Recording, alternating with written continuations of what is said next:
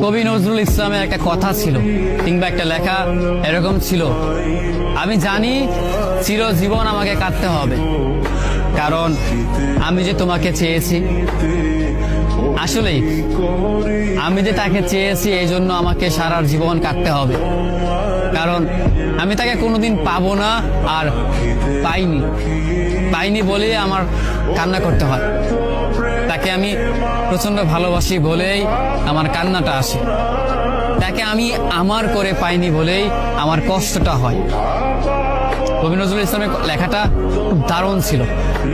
আসলেই তাকে পাইনি বলে আমাকে সারা জীবন কান্না করতে হবে।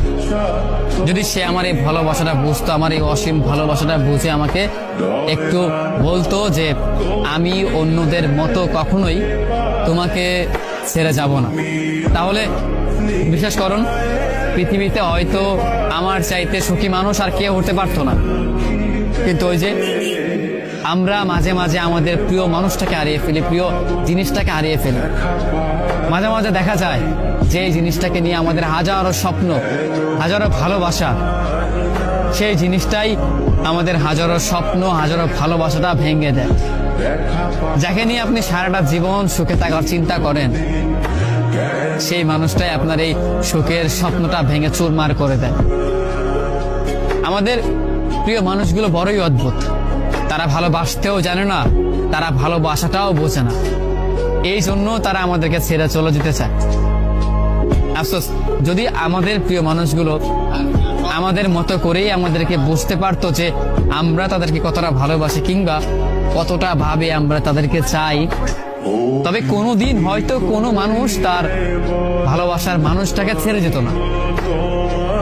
একটা মানুষ কখনো একটা মানুষকে ছেড়ে যেতই না, কারণ যদি ভালোবাসাটা বুঝতে পারতো, মনের ভিতর তার জন্য কতটা ভালোবাসা, কতটা দয়া, কতটা মায়া হয়, সেইটা একমাত্র শুধু আমিই জানি।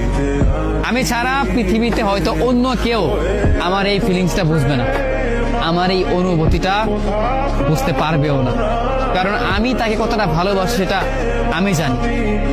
পৃথিবীতে আমার চাইতেও হয়তো অন্য কোনো মানুষ তাকে যত্নে রাখতে পারবে, কিন্তু আমার মনে হয় না তাকে আমার মতো করে ভালোবাসতে পারবে।